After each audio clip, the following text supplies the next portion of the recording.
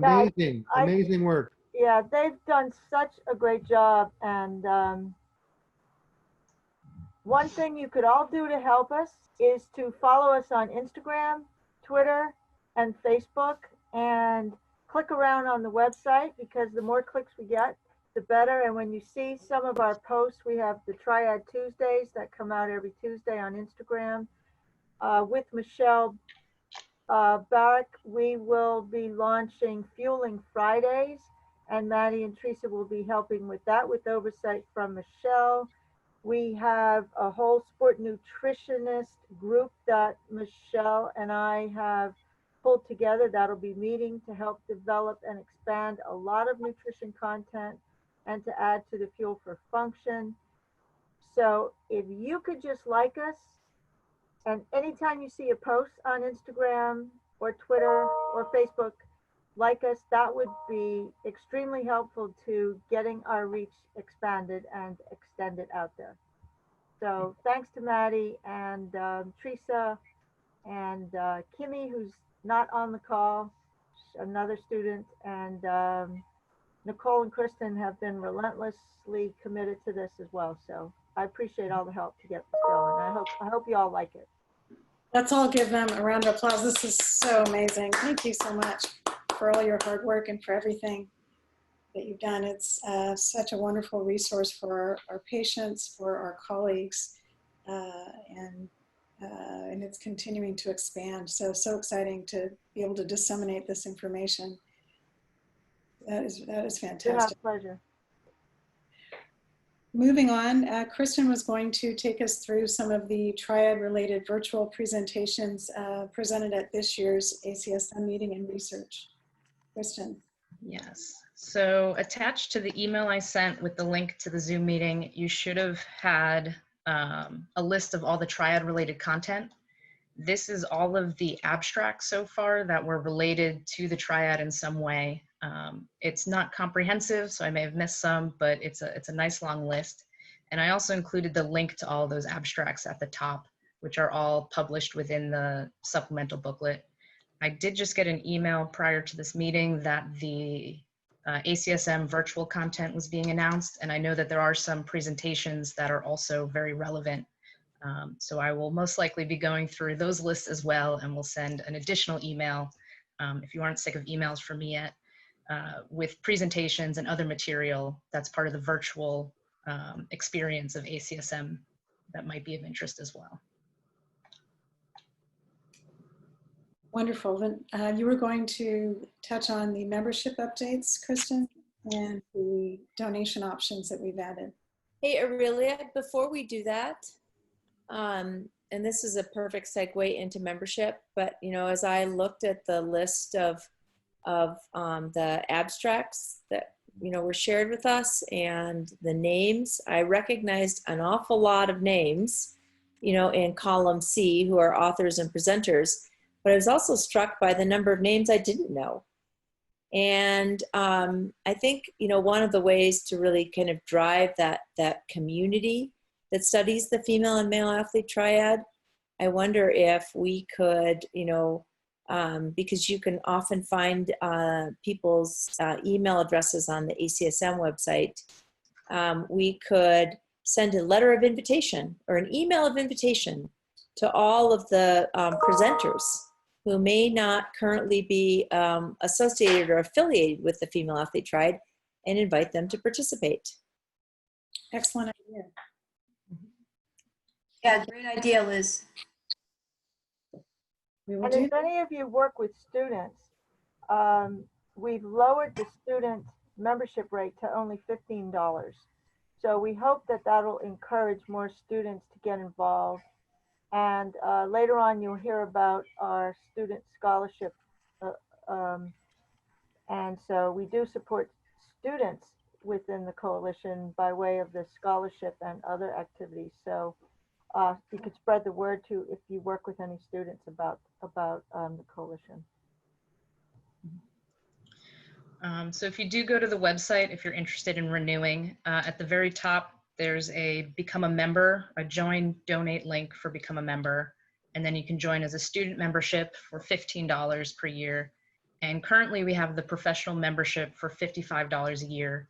As we continue to update the website, we are looking to add that 2-year $90 option that was previously on the older website. A bonus with the new website design is that the payments will be recurring. So you should get an email every year announcing that you're due for your next payment.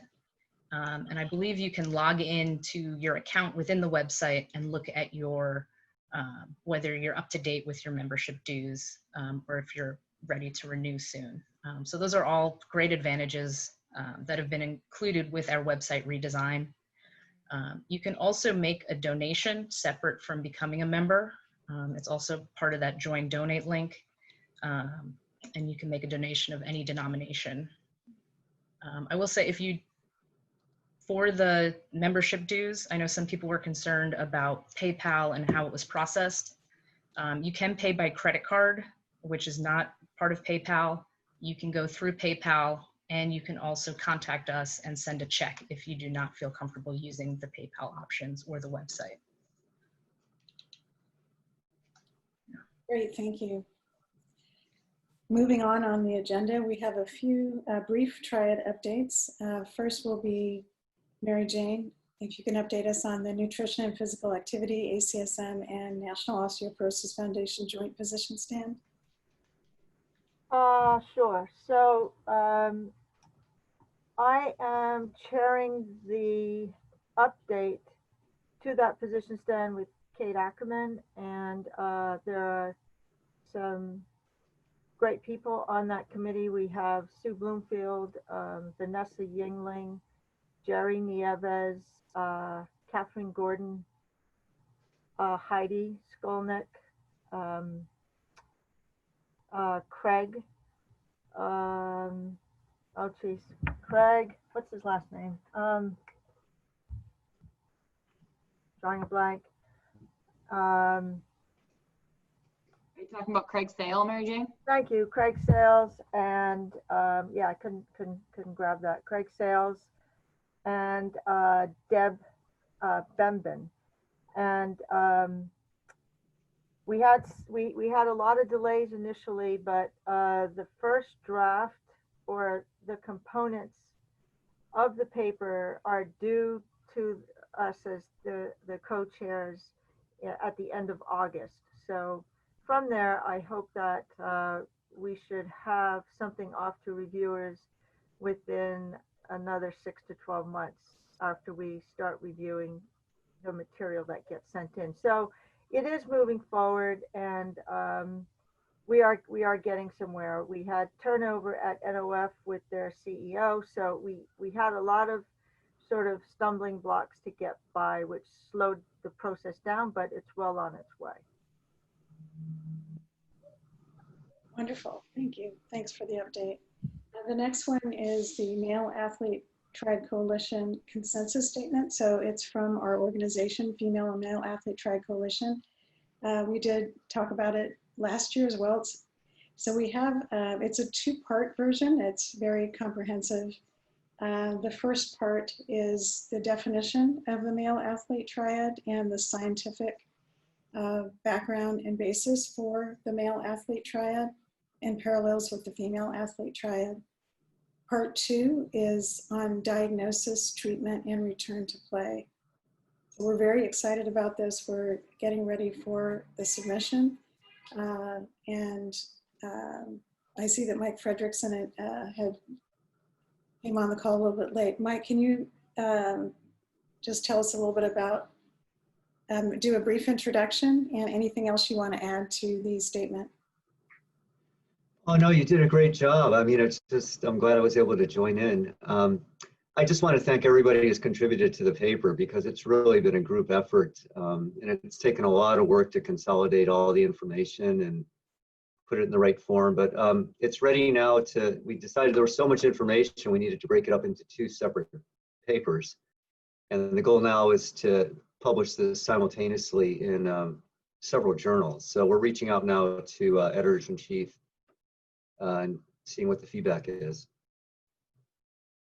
Thank you. Yes, we're very excited about it. It's we've felt that since this is the first time that we're formally publishing this, that to be as comprehensive as possible would be the best way. So the 2 papers were the best way that would reach that goal. So, so we're very excited about that.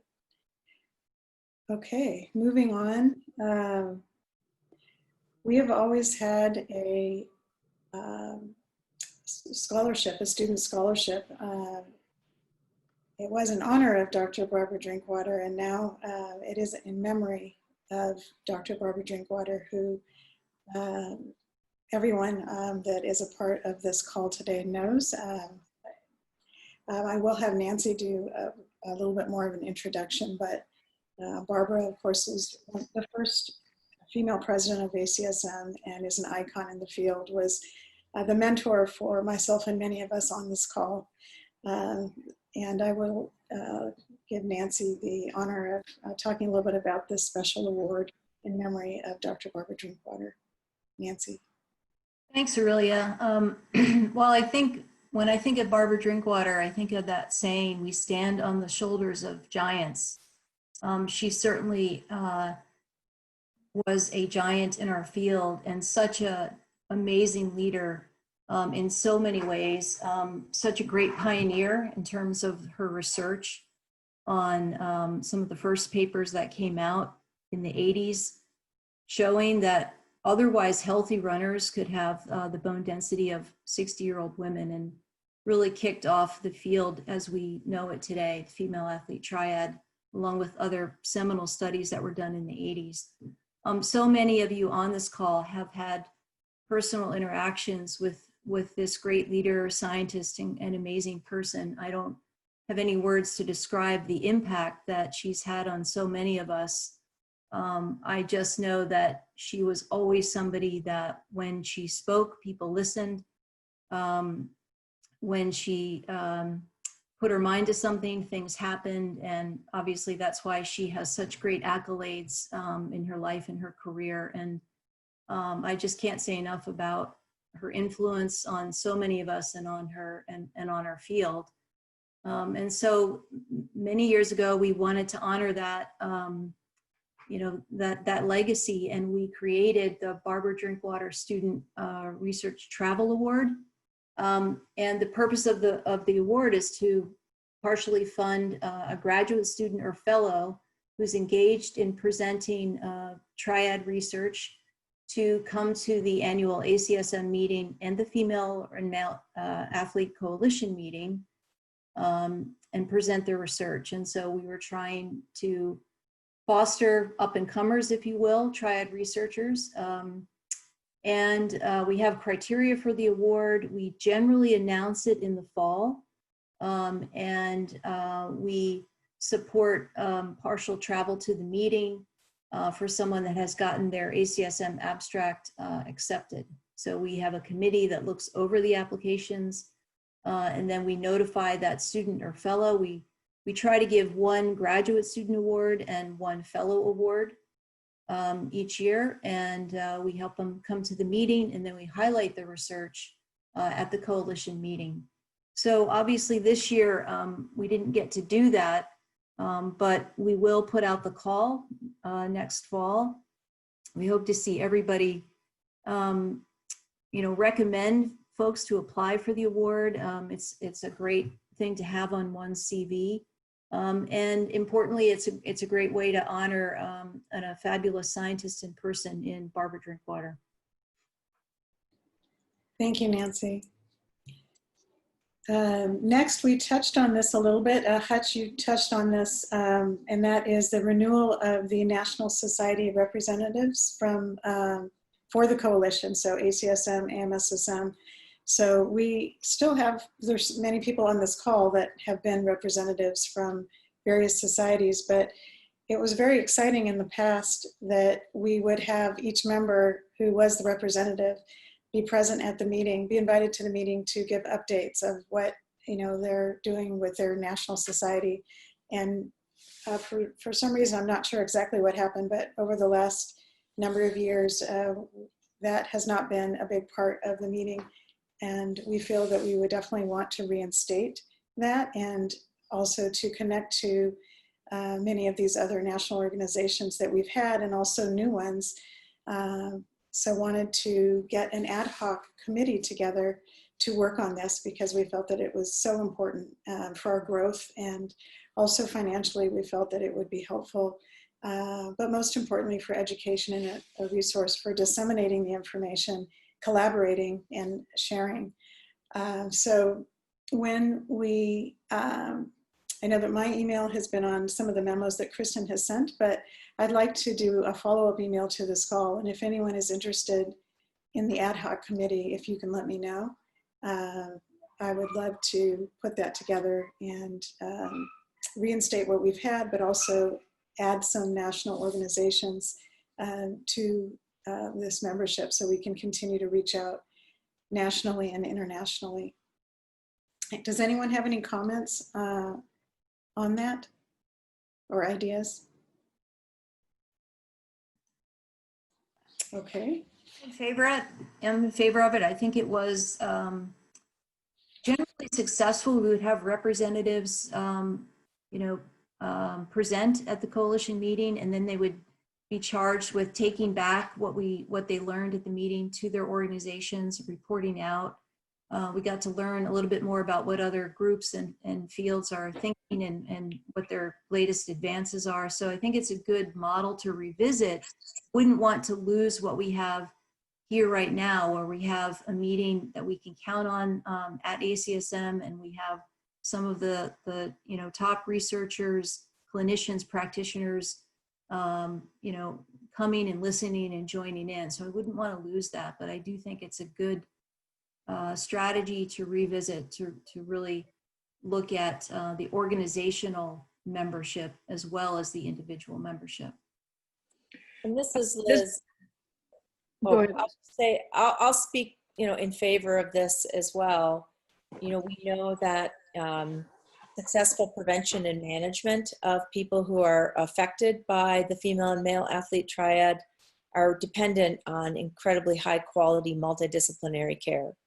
And if we want our athletes, to receive such care from whether it's their primary care physician, their team physician, dietitian, mental health professional, orthopedic surgeon, they need appropriate awareness and knowledge, and the appropriate clinical expertise, in order to manage or refer these patients. So I'm very much in favor of re-engaging these medical professional organizations in supporting the Triad Coalition, so that we can continue to extend our reach into those organizations, and to hopefully engage the clinicians so we can improve care, let alone very clinically applied research.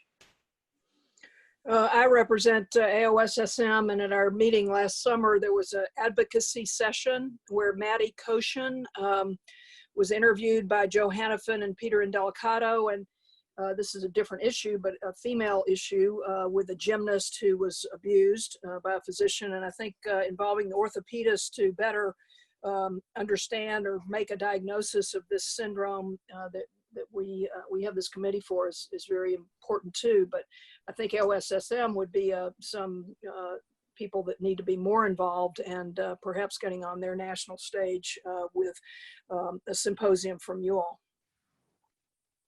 That would be fantastic. Thank you, Mary Lloyd.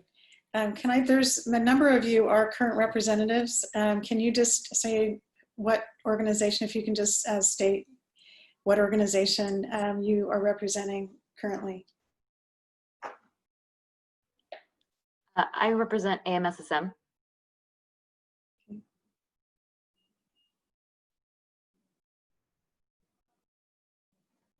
Okay, and Marcy, are you still the representative as well?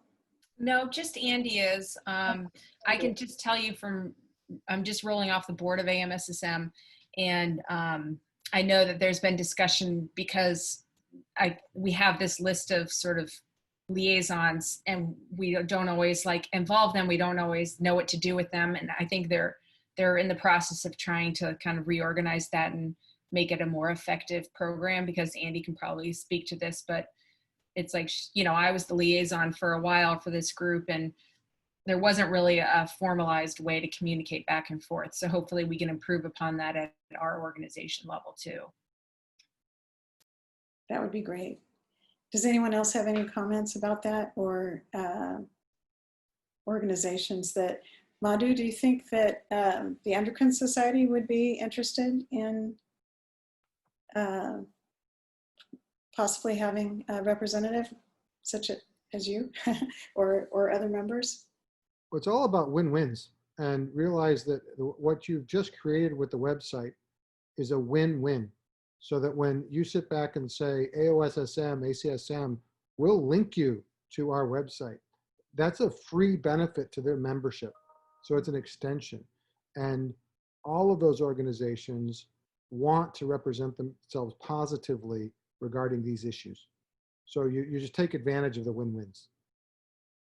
You know, I'm sure the Endocrine Society would be interested, but you know, I am the president of the Pediatric Endocrine Society, and I'm sure, you know, we would be happy to, you know, have links and such. So there's definitely room for growth. So excited about that. And since we're getting short on time, and this open forum is also one of the most important and valuable parts of this meeting, are there other topics that people would like to bring up that you'd like the coalition to work on, or just other clinical thoughts, research ideas? Again, this is completely open, and we would love to hear from you. Really, this is Mike. My camera's not working. I'm not sure if you can see me, but just one thought. You know, we've I think done enough work now to define the triad, you know, in females and now males. But really the key to me is prevention, right? And if we're going to really do anything, we have to get into the middle schools or at least the high schools. And I'm just wondering if we're interested in putting together a subcommittee on that, or if there's some of the younger students who are interested in kind of taking that on. But if we're really going to make an impact, that's really got to be the next step. Absolutely. I think we all agree to that. I see that Emily, were you about to say something to that? I know you're working in that area right now with the high schools, but it starts, I think it's a great idea.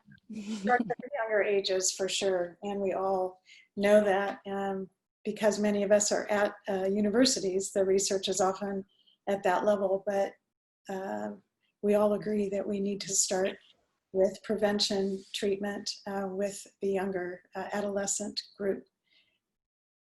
Is anyone interested in forming? Go ahead. As a pediatrician, I just love the idea. It's so wonderful, so necessary. There's a thing called the Body Project, which has been validated as effective for eating disordered and disordered eating. So I just think that concept of an intervention program that really uses some behavioral intervention, and it goes, you know, we have to, it's a careful slope as a practitioner, right? Like the way we used to try to educate about eating disorders way back when, we found actually helped to promote them, right? We'd be giving ideas and talking about which ways, what you shouldn't be doing. We're giving those who are prone to it ideas of how to do it. I don't know if anyone else remembers that. But I think this concept of prevention is a great one. And there's a lot of different ways to go about it. But if there is a way that we create something that could actually be validated and replicated, would really be awesome. Absolutely. One of our liaisons in the past was from, as far as organizations, was the National High School Association. And we were mentioning that more recently, that we would love to partner with them again. They were very helpful with disseminating a lot of this information. Mm-hmm. So that's one way. Michelle, I don't know if you want to, I know you're working with a lot of high schools and disseminating the information. Did you have anything else to add? Yeah, no, I totally agree. And I think it's a great next step is to focus on the high school level. I've tried to do this for, a number of years, and am still continuing to do this. And I think the big challenge is just trying to contact the athletes. There's so many additional levels in terms of doing research with minors that it just tends to be a big challenge, not only going through the individual school, but then the school board and the school district and the IRB. It's just can take almost, you know, we experienced 2 years just to work with one team at a high school when working with public schools. With private schools, it can go a little bit faster, you know, but just the high schoolers are so busy. So, but, you know, I think it's still worth, you know, moving forward and just trying to strategize. I think any partnerships with high school organizations who really believe in this, you know, mission is really would be a key step to, you know, trying to strategize about how to work with the youth athletes and, you know, through social media, you know, just being creative about how to do this. Great. Yeah, the AAP was also the American Academy of Pediatrics. We had Mandy Weiss was a representative, so we need to reinstate the younger groups. And One other thought, we used to have a stronger athletic trainer presence here, and I know it's hard for the athletic trainers to attend this conference, and they have their own conferences that they have to attend, but we work really closely with our athletic trainers within the Bay Area at least, and we've established pretty good relationships with them, and they're this direct contact to those athletes. And I mean, I think it's often a lot easier to get to the athletic trainers as opposed to getting to a coach or a parent. So that's one thought, and just kind of expanding our own membership and kind of our own presence within this organization is to kind of get back and find a way to reach out to either the NATA and find a liaison through that, or maybe we do have one and I just missed that. we do have an NATA. Tony, she's not on the call. Oh, okay. Great. And my other thought is, I mean, these kids are so on top of social media, and the one time that I did try and do a pilot study with female athletes, our most success was using Instagram, Facebook, and so maybe finding a way to even pilot some type of study or do some type of study using different social media avenues or channels to help promote, using like Michelle's kind of more that Fuel Friday, Triad Tuesday information to distribute to different groups, and to see if that increases awareness and knowledge and even potentially reduces overall risk of Triad related risk factors. Any other comments? I mean, I don't know that this is the place to sort of talk that through really, but I would say that there's more than, you know, an information program is wonderful. It's an awareness program. Hard to know that it actually changes behavior. There's a different level when we're coming to, it's great for awareness, I'm not knocking it, but it's just one aspect, you know, until these kids, and working with kids, it's, you know, it's empowerment, it's helping them project diet mentality, it's helping them understand themselves socially, it's helping them understand themselves politically. It's like, it's another level from prevention, because it goes beyond just knowledge, and it's good to do knowledge, but I'm just saying if we want to really do prevention, I think it has to be thought through in a little bit different way when we're talking about intervention or prevention. I think too, with like social media and such, there's a bunch of different audiences that need to be targeted, and the types of posts and content that are going to reach different audiences is gonna be different, right?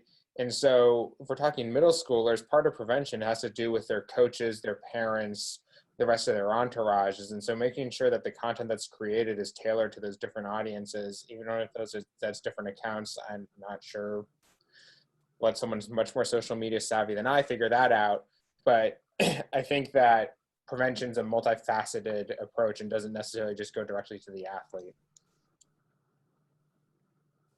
All right, we are getting towards the end of, well, it's the end of the meeting, but how about if we have any other last thoughts before we end? Any other ideas that people, burning ideas that you'd like to share?